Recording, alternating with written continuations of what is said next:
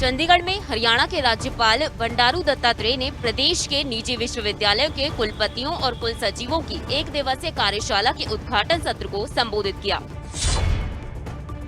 हरियाणा में शिक्षा के सुधार पर लगातार जोर दिया जा रहा है, जिसको लेकर नई शिक्षा नीति पर काम किया जा रहा है। तो वहीं राज्यपाल बंडारू दत्तात्रेय और सीएम मनोहर लाल भी लगातार शिक्षा के स्तर में सुधार लाने को लेकर जोर देते नजर आ रहे हैं। दरअसल राज्यपाल बंडारू दत्तात्रेय ने हरियाणा भवन में प्रदेश के निजी विश्वविद्यालयों के कुलपतियों और कुल सचिवों की एक दिवसीय कार्यशाला के उद्घाटन सत्र को संबोधित किया।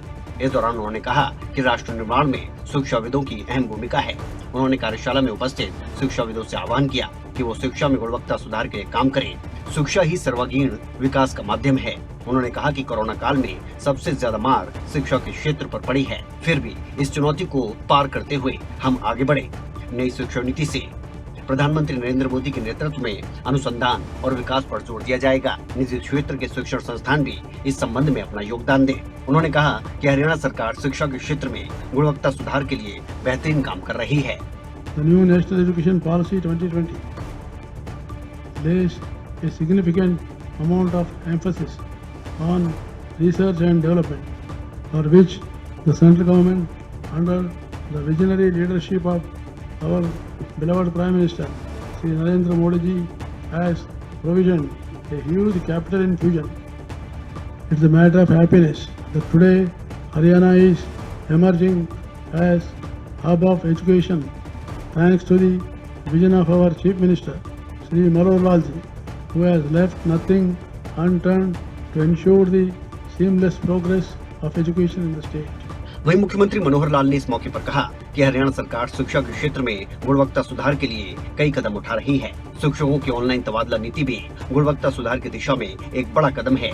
इस नीति से शिक्षकों को बहुत बड़ा फायदा होगा। घर के नजदीक स्टेशन मिलने से शिक्षक पढ़ाई कराने पर फोकस कर रहे हैं।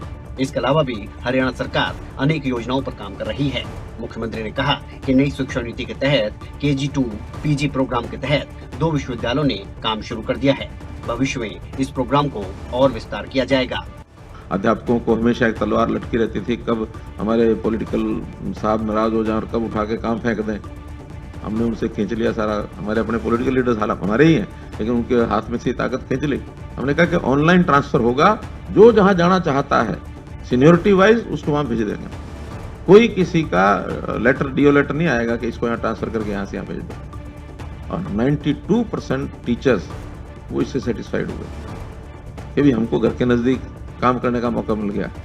पढ़ाने वाले को थोड़ा प्रसन्न रखना, ये हमारी थ्योरी है। तो हम उसमें से स्कूलों के अंदर शिक्षा को आगे बढ़ा रहे हैं। एक पॉलिसी इसमें न्यू एजुकेशन पॉलिसी में आई है KG2 PG। 2 यूनिवर्सिटीज ने अडॉप्ट किया है, सरकारी यूनिवर्सिटीज ने, कि हम इसको करेंगे। कुरुक्षेत्र यूनिवर्सिटी ने एडमिशन शुरू कर दिए इस बार। इस एक दिवसीय कार्यशाला के उद्घाटन सत्र में राज्यपाल बंडारू दत्तात्रेय से लेकर शिक्षा मंत्री ने शिक्षा स्तर को सुधारने की बात कही।